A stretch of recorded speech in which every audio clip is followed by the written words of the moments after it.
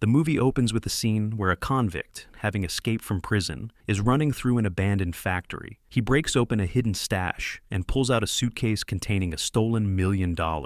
At the same time, 11-year-old Preston is complaining to his pet fish that his older brothers are using his room as a storage space, and even stole the jar with all his savings. Their father sees all this, but doesn't react at all. He sides with the older brothers, saying they're running a business, making money, and since he loves money, he's fine with them storing their junk in the youngest son's room. One of the brothers says an interesting line. He who has the goal makes the rules. And then the father brings a brand new Macintosh computer into the room. Preston immediately goes up to it and starts exploring his brand new device. Later, the father drives Preston to a classmate's birthday party at an amusement park and gives him a whole $2, telling him to treat himself and not hold back. Troublemaker Butch starts mocking our hero. The kids all buy loads of tokens. Preston can only afford 6. 6, please. But to ride the roller coaster, you need 7 tokens, so Preston is left watching the others with envy and going on the kiddie rides instead. Making fun of their poor classmate becomes yet another game for the kids. At lunch, Dad cheerfully asks if everyone had a good time. Preston responds with a question. Why are we poor? The parents tell him that they're just controlling their expenses. Poverty-stricken. There must be some other reason I'm so depressed. The brothers head out to a baseball game with their pockets stuffed with cash. Dad even asks if they need more money for spending. What Preston really wants is money for his birthday. At that moment, Mom hands him a letter from Grandma. But instead of cash inside, there's a check. And Grandma forgot to write the amount. Dad grabs the check and decides to fill it out himself. How much did you get last year, honey? 1,000. Preston's father wrote $11 on the check after taxes. He advised Preston to deposit the money in the bank so it could earn interest. Preston calculated that if he deposited it, he'd have $1 million in 342,000 years. After that, the boy added, "Buy my own house" to his birthday wish list and went to bed. In the next scene, we see the escaped convict cleaned up and visiting the bank where his former partner, who testified against him in court, now works. The money he had hidden was stolen and could be easily tracked by serial numbers. The thief wanted to exchange it for fresh bills. He said that tomorrow, a man named Juice would come to the bank with a check for $1 million. Name is Juice. Juice. And bank manager Biderman had to hand over the cash in person. At that same bank, our young hero Preston shows up and is captivated by bank employee Shay Stanley, who handles clients under the age of 21. The boy brought his $11 to open a bank account. Is he okay? Oh, yeah. However, the minimum amount required was $200, so Preston had to leave, doing so without taking his eyes off Shay. Biderman, meanwhile, handed the convict a set of temporary checks.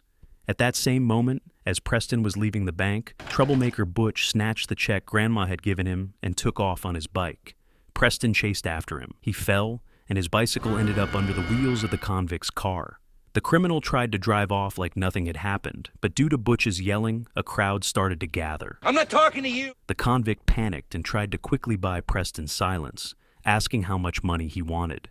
At that moment, a police car drove by. The crook handed the boy a signed check and took off. Preston's parents punished him for ruining the bike and put him under house arrest. He was tired of their constant nagging and wished he had his own home, where he could live by his own rules.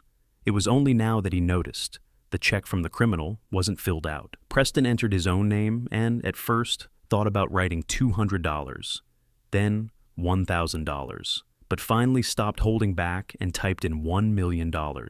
Happily, he went to sleep. The next morning, Preston went back to the bank to cash the check. The woman at the counter laughed at him, but still took him to see the bank manager, Biderman. The man looked at the signature and the amount, and immediately asked the teller to return to the lobby. Biderman asked, Juice? That was the name of the criminal's partner, who was supposed to come pick up the money. But Preston replied, I don't want any juice. He said he didn't work for the crook. The guy had just hit him with a car. Biderman laughed, burned the check, which confused Preston, but then opened the vault and counted out exactly $1 million. Just then, the real Juice arrived at the bank. What do you want? Also carrying a check for $1 million. He was sent straight to Biederman as well. Preston's backpack was now stuffed to the brim with cash. As he left the office, he ran into Juice, who briefly grabbed the bag. Preston took off running, and Biderman reassured Juice that everything had gone as planned. Juice, clearly confused, threatened the banker, Only then did Biderman realize the enormous mistake he had made. Preston felt rich. His dream had come true. The first thing he wanted to do was buy a house that looked like a castle, something he had always dreamed of. To talk to the realtor, the boy used a voice synthesizer. I'd like to make a cash offer on your house. It turned out he was bidding on the house against the very same convict. Suddenly, Preston's mom, accidentally overhearing the negotiations, shouted out a bid of $300,000 for the house, which made the convict furious. Preston realized he needed an alias so no one would suspect anything. Looking at his Apple computer, he came up with the name Macintosh. After buying the house, Preston was thrilled and shouted, "I'm rich!" The convict and Juice pressured Biderman, and during the argument, the banker remembered signing a check for a kid with a bike. That's when everything clicked. It turned out that the beautiful woman from the bank, Shay, was actually an undercover FBI agent. She reported suspicious characters currently in Biderman's office. Preston had fully embraced the wealthy lifestyle and decided to run away from home.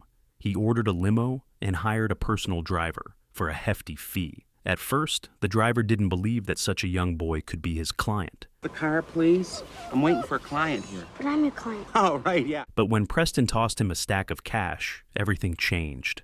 The driver, named Henry, opened the limo door for him. The boy went on a shopping spree. He bought everything he had ever dreamed of: a TV, a stereo system, a massage chair, and the coolest toys money could buy. Henry turned out to be a great partner in crime for mischief. Preston gave him an expensive watch as a thank you gift and treated himself to a giant tub of ice cream. On the way home, they ran into Shay. Preston decided to make a move on her while she was out jogging and offered her a ride in the car. He told her the car belonged to his boss, Mr. Macintosh. My boss, Mr. Macintosh. Do you want to ride? She politely declined, saying she was busy. Preston's childish desire to go all out led him to order dozens of boxes of cookies and cases of soda.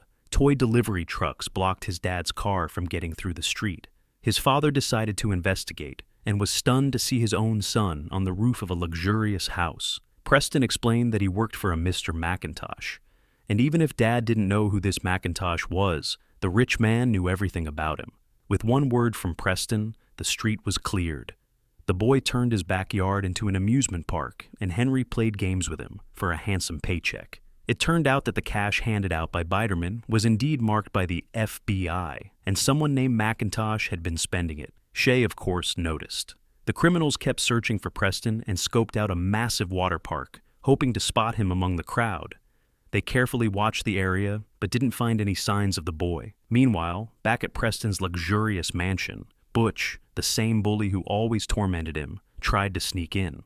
But Preston now had his own security team, and he confidently gave the order: remove the intruder immediately. The guards, without asking any questions, grabbed Butch by the collar and tossed him out the gates. Preston didn't need to go to a water park anymore. He had one at home. Just then, Shay, the attractive bank employee Preston had a crush on, came to visit. She was intrigued by the massive house and said she finally wanted to meet the mysterious owner, Mr. Macintosh. She admired Preston's office and offered to open a bank account for him right then and there. While Preston went off to get the cash, she took several photos with a brand new iPhone. Preston flew down the water slide into the pool and handed her $200. "Maybe Mr. Macintosh would like to open a bank account too?" she asked. I'm sorry, he's busy. Preston replied, "But I'm always available for you, and I'll send a car to pick you up tonight." Preston then asked Henry to get him ready for a date. Henry shared everything he knew about women. Women love a great body. They love, look at this bod, a good bod, because they want to feel they're protected. You might have to fight some guy. Preston was still technically under house arrest. His father had strictly forbidden him to leave the house, especially in the evenings. But the boy already had a plan. He told his parents that a powerful businessman named Mr. Macintosh had taken a strong interest in his school project and was expecting to meet with him today to discuss possible collaboration. According to Preston, the meeting couldn't be postponed. An opportunity like this might never come again. His dad, being a lover of money, agreed to let him go. With his parents' permission, Preston straightened his jacket and headed off to his date. At the restaurant, he felt a bit nervous but tried to act confident. He decided to treat the lady of his dreams properly, just like he'd seen in movies and commercials. With some effort but a lot of determination, he pulled out a heavy chair for Shay, showing old-school manners. She smiled and sat down, clearly appreciating the gesture. Shay, actually an undercover agent, began asking questions about Mr. McIntosh. Preston said his boss had asked him to give her a gift, but she declined. It was too expensive. She was curious about what exactly Mr. McIntosh did. Preston had even prepared cue cards with questions, like whether she was married and how tall her shortest boyfriend had been. He got carried away, leaned too far back in his chair, and fell, pulling the tablecloth down with him. Shay laughed. Later, they grabbed burgers together. After dinner, Preston invited Shay for a walk and led her to a small plaza with a fountain. Just as they arrived, dozens of thin, high streams of water shot up from the ground with a hiss. Right at that moment, the criminals spotted them and gave chase. Preston managed to escape in his limousine. Shay thanked him for the evening, and he invited her to the birthday party of Mr. McIntosh. Preston didn't want to let her go, but now he had to focus on planning the party. Meanwhile, Preston's parents started to wonder. They'd been hearing more and more about this mysterious Mr. McIntosh, yet they'd never seen him. Even their older sons were supposedly working for this rich guy. It all seemed very suspicious. Preston, however, decided to go all out for his party and hired a professional event planner, a woman named Yvonne. From the first minute, she realized she was dealing with a child who had no clue about money but access to a huge budget. Of course, she immediately saw an opportunity to cash in.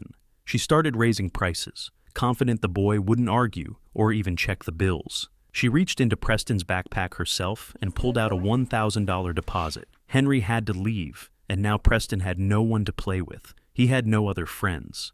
Feeling lonely, he took some money and headed to a city park. He sat on a bench and watched other kids, his age, running around, playing tag, laughing. They didn't know anything about millions, bank accounts, or fancy dinners. They were just having fun. Watching them, Preston felt a deep ache. He realized that even with all the money, he was still alone. Toys, mansions, limos, none of them could replace real friendship or the simple joy of childhood. Suddenly, the trio of criminals spotted him again and gave chase, driving straight through the park. One of them almost caught him, but the car couldn't go any further. Preston fell off his bike and dropped his backpack. Juice lunged for him, but missed. The chase continued. Some kid picked up the backpack, but Preston quickly took it back, leaving the stranger just one bundle of cash. For the criminals, it all ended in a crash. It might be easier just to steal another $1 million. But then they caught Butch. Yvonne had hired an entire team to decorate the house, and the party was becoming wildly expensive. Preston began to have second thoughts about the extravagance. It was starting to feel like too much. On their way home, the criminals grabbed Butch to get information about Preston. Butch had hoped to be bribed, but he was wrong. The criminal hung him off a rooftop, and Butch immediately spilled everything he knew. Even Shay showed up for the party. Preston greeted her at the entrance in a sharp tuxedo. She was hoping that tonight she would finally meet Mr. McIntosh. Preston's brothers hinted that Shay might just be after money. Every time she came around, she talked about McIntosh. It seemed like all she wanted was his fortune. Yvonne had announced the party in the newspaper, and loads of guests had arrived. Henry, watching the madness, quietly recalled an old saying, "A fool and his money are soon parted." The gift table was overflowing, but Preston was told to stay away. "Those are all from Mr. McIntosh." Preston kept looking around for Shay while she discussed her strategy with fellow agents. The tables were covered with random junk and, shockingly, there wasn't even any ice cream. Yvonne handed Preston the final bill, and he was stunned to learn that the party had cost him $100,000. Preston rushed to his office and checked his balance. He didn't have enough to pay. He had just $332 left. All his money was gone. Just then, his father entered the office and asked the boss if he could send Preston home early. "He's been working too hard lately. Money's become too important to him, and that's my fault," the father admitted. "I was too demanding. I took away his childhood. I want to go home," Preston said quietly. Thanks. But his father was already gone. Preston tried to find Henry, but he had left. After all, he'd only been a friend for the money. Shay entered the office again. She was once more asking about the elusive Mr. McIntosh. Hearing Shay mention the name again, so focused only on McIntosh, Preston realized she was just interested in the money and told her to leave. The criminals finally arrived at Preston's house, but it was empty. Butch led them to the castle instead. Back at the mansion, chaos was breaking out. Event planner Yvonne was trying to reach Mr. McIntosh for payment. With no response and sensing she wouldn't be paid, she loudly announced that everything was canceled. The party was over. Watching the disorder, Preston grabbed the microphone. He stepped in front of the stunned guests in the grand hall and, with a shaky voice, asked everyone to leave. The guests, surprised, didn't argue. Some grabbed their gifts. Others even took leftovers from the buffet. In a matter of minutes, the noisy crowd disappeared, leaving Preston completely alone in a giant, empty house full of useless luxury. Suddenly, there was a knock at the door. The boy froze, hoping maybe Henry had returned. But it was the criminals. They burst into the house, demanding to know where McIntosh was. They were the first to learn the truth. McIntosh didn't exist. Hearing this, they were momentarily stunned, then became even more furious. And they learned something else. The entire $1 million they had been chasing had been spent by Preston in just 6 days. Taking advantage of their confusion, Preston escaped down a water slide. Juice was thrown in after him. Biderman raided the dessert table. Juice landed in a trap and was pelted with baseballs. Preston hid from the gang leader behind tables. The criminal flipped them over, trying to see in the dark, but ended up trapped in a metal sphere. Preston climbed into a toy vehicle and rolled the ball across the lawn, finally launching it into the pool.